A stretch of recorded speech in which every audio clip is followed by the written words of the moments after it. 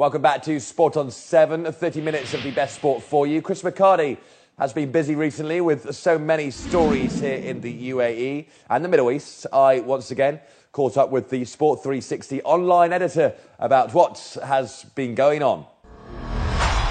Well, what a lovely day to be outside. Of course, everybody celebrating St. Patrick's Day here at Barasti. And once again, Chris McCarty from Sport 360 joins me to talk about such a busy week of local sport, really loads going on. And as it is St. Patrick's Day, we'll start with Ireland, of course. They have been over here in the UAE, playing the UAE in a big cricket match, and Ireland really were going very well, but the UAE have pulled it back and finished with a draw, didn't they? They did indeed, Tom, and as you rightly point out, Ireland starting all guns blazing. I think UAE paid the price really for putting Ireland into bat in the 4-day Intercontinental Cup. Ireland racking up the runs, 589 they got for that first innings, but UAE came back. Khurram Khan, the captain, 100 for him, got them to 360 for 9 in response, and then William Porterfield, the Ireland captain, he chose not to issue the follow-on. He came back into bat himself, 101 for him, but in the end they shook hands at the end of that 4th day. A draw it is, and really a great result for UAE when you consider 589 they had to chase. So great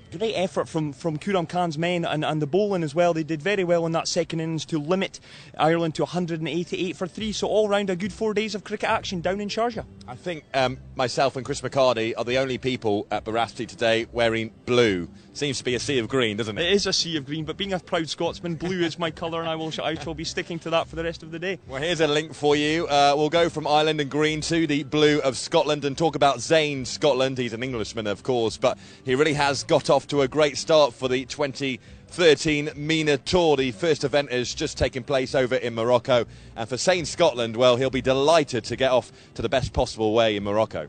He will indeed, Tom, and again, Zane Scotland, he does love his fast starts. Of course, you may remember he won the inaugural event, the MENA Tour's inaugural event in 2011 in Abu Dhabi. It's then come to Morocco this year, and he wins the first event in great style as well. A 4-under round in his final, ended up 10 under, 5 shots clear of the chasing pack. And again, Zane Scotland, he really does love the conditions out here. As he was a winner last year at Dubai Creek. He started off this year with a bang, and of course they now roll on to Casablanca this coming weekend before they wait for until September, where there's another 9 events coming in September. But Zane Scotland, the perfect start, and being Irish as well, the Celtic connection there, the Irish weekend, it's a great start for Scotland.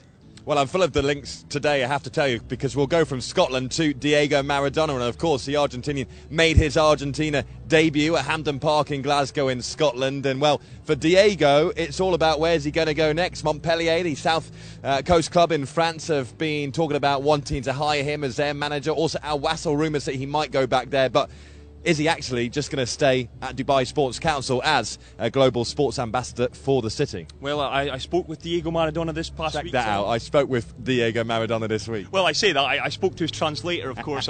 Diego Maradona, he is still fluent in his native tongue, Spanish. I don't think he quite understands my Scottish lingo. So I spoke with Diego. Well, Chris also had a translator. I spoke with Diego through his translator, and he was at pains to say, listen, I want to stay in Dubai, and I want to stay with Dubai Sports Council. Of course, he's in the past said that he loves Dubai. He, in actual fact, called Dubai paradise. For him, it has everything that he wants. Of course, it has a lovely villa on the Palm as well, which of course comes in handy. But you know, he spoke about the link with Montpellier. There is nothing there. The Montpellier president this past week, Louis Nicolon, had came out and said that Maradona had expressed an interest in that post.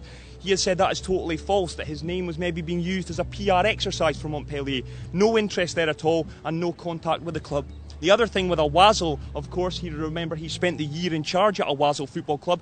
The thing that really rankled with Maradona was the way he exited the club. Of course, you remember he was sacked. He heard the news via Twitter, of all things, and he said no, that chapter in his career is closed. He has no plans to go back to Al Wassel Football Club, who, of course, this past week the board that sacked Maradona resigned en masse. So though that door's closed for him, it really is Dubai Sports Council. Of course, his contract ends in June, but he wants to sign a long-term contract, and with the sun beating down, it's no wonder, because it is a wonderful place to be. It really is. And talking of a wonderful place to be, well, of course, not that long ago, 6 or so Premier League clubs were over here for their little winter training camps for a week or so, those that had the time anyway.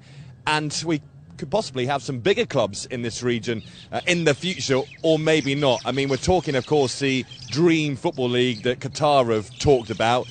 We're getting slightly attacked by birds at the moment. which is nothing unusual to myself and Chris. But but talk about this Qatar Football League. It's a big plan, isn't it? But is it going to happen? Well, firstly, Tom, I can assure you with shorts like that, there are no birds flocking for you, that's for sure. But in terms of this Qatar Dream League, I think it's one that, of course, in the past week we've heard a lot of. It originated the story through the Times in the British press, but there's been strange stories coming out with this, that in actual fact this whole thing is actually a hoax. A French website in France had actually came out and said, listen, we reported this as pure imagination, that there is no link to this, and there's actually, Qatar have actually themselves came out and said that they have no knowledge of this deal. So it's an interesting one. Of course, the premise of it was reported was that it was going to be a 24 team league happening every 2 years from 2015. Now, the sums that were being banded out were absolutely mind-boggling. The likes of Barcelona and Manchester United talk of them earning £175 million for coming over to the Summer League. But as I say, right now, the Times have stood by their story. They've said that the sources that they have remain that it is a true story and they're working on that. But as I say, the reports are that it is in actual fact a hoax. Qatar have denied any knowledge of it. So we wait and see really where this goes from here. Well, it's funny, isn't it? As soon as Chris started talking, all those birds have gone. Anyway, so we'll move on to actually Qatar again, because the Champions League draw was this last week. And for Qatar, they've got a bit of a derby going on. Barcelona, who of course are Qatar-backed on their shirt sponsor-wise, are playing Paris Saint-Germain, who are owned by the Qatari royal family as well. Champions League draw, massive games there, but not more so than that Qatar battle. It is. It's a massive draw, and of course the other intriguing subplot, if you will, is Zlatan Ibrahimovic, the former Barcelona striker. He will miss the first game, of course, that suspension from that sending off in the first leg of the last 16 tie against Valencia. But the interesting, the intriguing kind of, if you will, the subplot to that is he will return, and it will be at the Camp Nou for that second leg, and it really is a real contrasting style. The big money that has been invested into Paris Saint-Germain over the past 24 months with Barcelona, who had that wonderful victory against AC Milan. But I guess the other team that we can't forget about with this Qatari link is Malaga, of course. Malaga, who reaching the last 8 for the first time. Qatari owned as well, of course. Sheikh Al Thani buying them, of course, in 2011. They take on Borussia Dortmund in what in many respects is the football and purist game, because two teams that enjoy getting the ball down and passing and moving. So that will be an intriguing game as well. But there's so many other subplots to this draw. I mean, Real Madrid against Galatasaray. That's Jose Mourinho against Diego Maradona. I've got Diego Maradona on the brain, Tom. Didier Drogba. He could well be. Didier Drogba, of course. He's not going to Assel. He's not going to Montpellier, but he is going to play again for Galatasaray.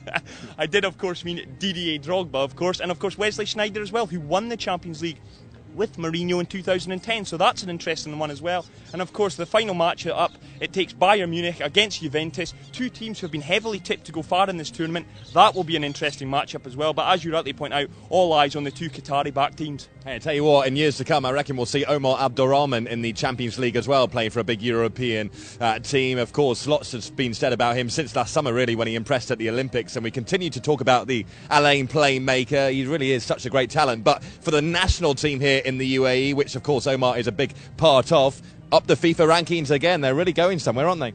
Well, they are, Tom, but it is just the one place they're moving up this month, 99 to 98, but it's all progress all the same. And of course, Madi Ali's team, not in action this past month, but they have moved up just by, I guess, by the way of the rankings work. And it's just, again, continuing this ascent. We talked about it a few weeks ago, that this UAE team, the talented young squad that they have, they could go really far in this game. And of course, the other interesting and intriguing kind of plot to this as well, they're now just the second highest ranked Gulf team behind Iraq, but they remain 9th in the overall Asian sphere, with Japan heading that list. But 98th place, they still have some way to go, of course, to get to that 42nd that they held in November 1998, but it's progress, and I look forward to seeing more of that coming in 2013. Well, pretty decent that. We've been all around the world, of course. We've talked about European football, we've talked about Qatar, we've talked about Ireland, we've talked about Scotland, although saying Scotland is, of course, an Englishman, and pretty busy time for sport here in the UAE, but a big week coming up as well. The diving is taking place, and then we'll look forward to the Dubai World Cup after that as well. Oh yeah, of course, and it just continues. You know, Dubai, we go on about it every week. It is the #1 destination for sport. It's the reason why we love it. It's the reason why we work here, and as I say, roll on for more sporting activities over the coming weeks. Absolutely. Chris, I'll let you go and find where those birds went, and we'll of course be back next week to talk more about local sport in the UAE. Chris, thank you very much. There we go, Ian Walker, American football and Chris McHardy. Not a bad lineup at all, is it? We'll be back next week with more of the same. Of course, the FINA Diving World Championships are back in town at the weekend. The Dubai World Cup is coming up as well. And big news, good news for F1 fans in the country. We'll bring you the latest next week on Sport on 7. We'll see you then. Until then, I'm Tom Bushell. Goodbye.